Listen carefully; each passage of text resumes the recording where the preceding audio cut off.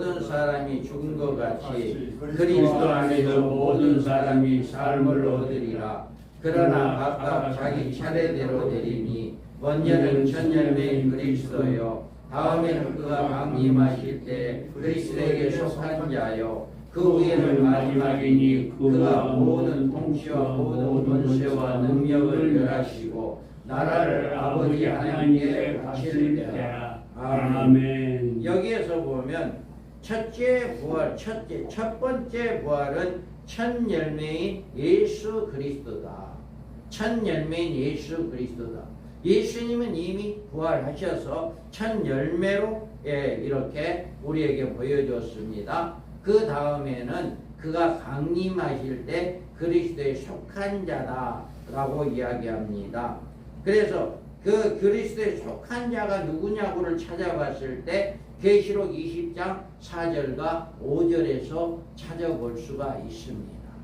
바로 이와 같이 고린도전서에서 부활의 순서를 이야기하고 있고, 그 부활의 순서를 이렇게 바로 찾을 수 있는 방법은 계시록 이 첫째 그리스도에 강림했을 때 그에 붙은 자가 누군가라고 하는 것을 찾아봤을 때 계시록 20장에서 우리가 찾아볼 수가 있습니다. 그래서 우리는 이와 같이 두 번째, 이제는 첫째 부활자들이 그리스도에 강림했을 때 그렇게 붙은 자들이다 라고 고린도전서에서도 말씀을 했고요. 또 세 번째로는 그 후에는 마지막이니 그가 모든 통치와 모든 권세와 능력을 멸하시고 나라를 아버지 하나님께 바칠 때다. 다음에 이와 같이 그 후에는 마지막이다 라고 이야기합니다. 그래서 둘째 부활이 아닙니다. 둘째 부활이 아니라 마지막 부활이에요. 마지막 부활. 그래서 마지막 부활이라고 했을 때 계시록 20장 5절에 보면 그 나머지 죽은 자들은 천년이까지 차기까지 살지 못하더라. 이것이 첫째 부활이라 라고 이렇게 말하고 있습니다. 그래서 첫째 부활자의 모든 죽은 성도들이 그 마지막에 부활하게 된다라고 하는 것을 이렇게 말씀을 하고 있습니다. 그래서 계시록 우리가 20장 11절에 보면 또 내가 크고 흰 보좌와 그 위에 앉으신 이를 보니 땅과 하늘이 그 앞에 피하여 감되었더라. 이렇게 말씀해서 완전히 없어지고 난 다음에 천년왕국이 완전히 없어지고 백보자 심판 때에서 이제 심판되어서 부활하게 되어진다라고 하는 것입니다. 그래서 요한복음 5장의 29절에 보면 선한 일을 행한 자는 생명의 부활로 악한 일을 행한 자는 심판의 부활로 나온다라고 이렇게 말하고 있습니다. 그래서 주님이 재림할 때 모든 성도가 부활하는 것이 아니라 그리스도에게 붙은 자, 속한 자, 첫째 부활자들이 먼저 부활을 하게 되고 그 나머지 모든 성도들은 천년왕국이 차기까지 천국에서 안식을 누리고 있다가 백보자 심판 때에 나와서 부활하게 되어진다라고 하는 것을 우리가 잘 알 수가 있습니다. 그래서 이런 문제들을 해석을 하는 방법은 이렇게 문장적 해석을 통해서 다른 해석이 나온다라고 하는 것입니다. 그 다음에 우리가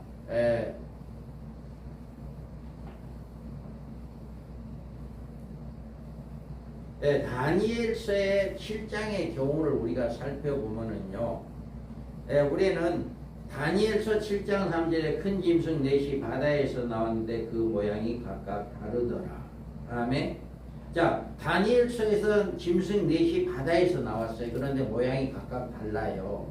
그런데 다니엘서 2장에서는 왕은 곧 그 금이요 금머리이니 왕은 뒤이요 왕보다 못한 다른 나라가 일어날 것이요 셋째로 녹 같은 나라가 일어나서 온 세계를 다스릴 것이며 넷째 나라는 강하기가 새 같으리니 새는 모든 물건을 부서뜨리며 이기는 것이라 새가 모든 것을 부수는 것 같이 그 나라 문나라를 부서뜨리고 찍을 것이며 아멘. 아멘. 이와 같이 언뜻 보면은요 7장과 2장은 같다라고 이렇게 생각할 수가 있어요. 또 많은 사람들이 7장과 2장에 이제 신상에 대해서 바다에서 나온 네 짐승과 같다라고 이렇게 해석을 하는 분들도 많이 계십니다. 그런데 7장의 바다에서 올라온 큰 네 짐승은 다니엘서 2장의 신상에 나오는 네 제국을 가리킨 것이 아니고 종말에 등장할 네 나라를 의미합니다.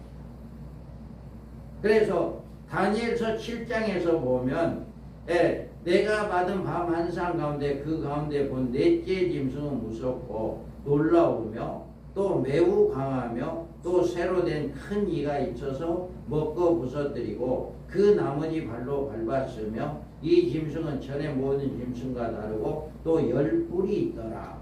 아멘. 이와 같이 이 문장을 봤을 때는 2장과 너무 흡사해요. 네 번째 나라가 넷째 나라나 여기에 네 번째 짐승이 너무나 흡사합니다.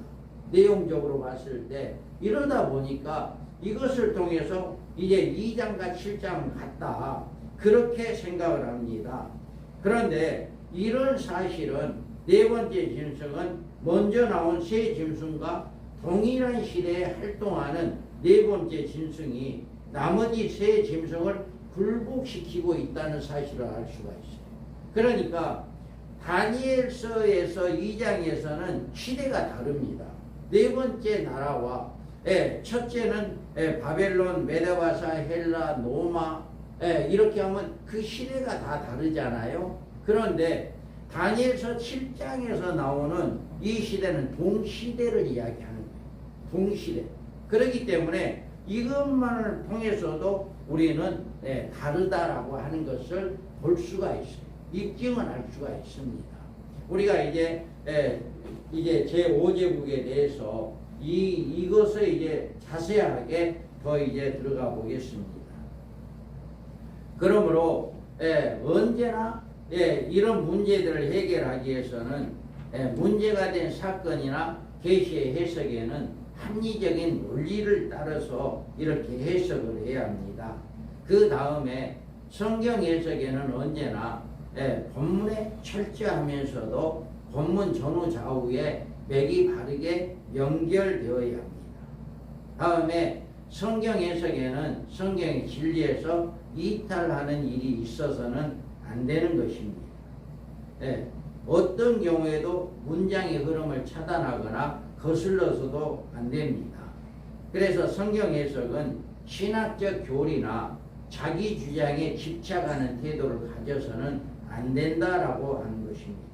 그래서 성경은 성경으로 문장적 해석을 통해서 풀어야 하는데 이사야서 34장 16절에 보면 너희는 여호와의 책에서 찾아 읽어보라. 이것들 가운데 빠진 것이 하나도 없고 죄짝이 없는 것이 없으리니 이는 여호와의 입이 이를 명령하셨고 그의 영이 이것들을 모으셨습니다. 아멘.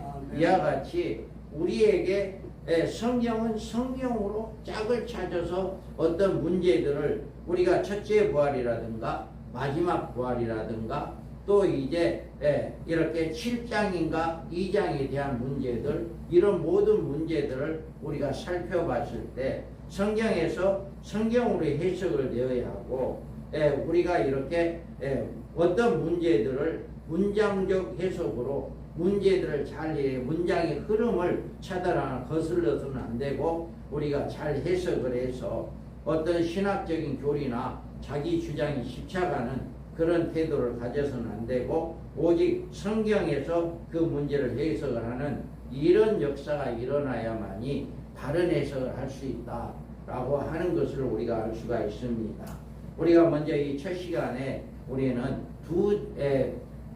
계시록 1장 1절에서 하나님께서 예수 그리스도에게 주시고 예수님은 천사를 통해서 요한에게 주었고 요한은 그 종들에게 주기 위해서 이 계시록을 기록하고 있다 그래서 이 계시록은 그 받은 그 종들이 누구냐라고 했을 때 우리는 오직 마지막 때 쓰임 받은 종들로 많은 성도들을 이렇게 천년왕국에 들어가는 신부단장시키는 그 일에 전념하는 일깨우는 그런 종들이 되어야 하고 우리 하나님으로 인침을 받고 우리가 1260일 동안 복음을 증거하여 첫째 부활자로 왕노릇하는 이런 축복을 받게 되어야 된다라고 하는 것을 우리가 잘 깨닫고 우리는 이 말씀을 바로 성경적인 어떤 신학적인 그렇게 풀기보다는 성경에서 성경으로 짝을 찾고 문장적 해석으로 잘 해석하여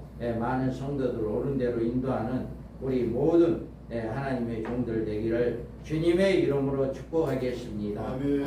우리 잠시 쉬고 한 10분 20분 쉬고 또 이제 들어가겠습니다. 성원이 오느라고 고생했습니다. 고생했습니다. 고생했습니다. 고생했습니다. 장성이나 단양이나 비슷할까? 장성이나 단양. 우리 장 목사님 부릅니다. 왜 팔에 뭐가 많이 붙었네? 여러분 막 최고 바쁜데. 뭐가 많이 못 내게 지금? 상코. 상터 반갑습니다. 목사. 여기다가 이거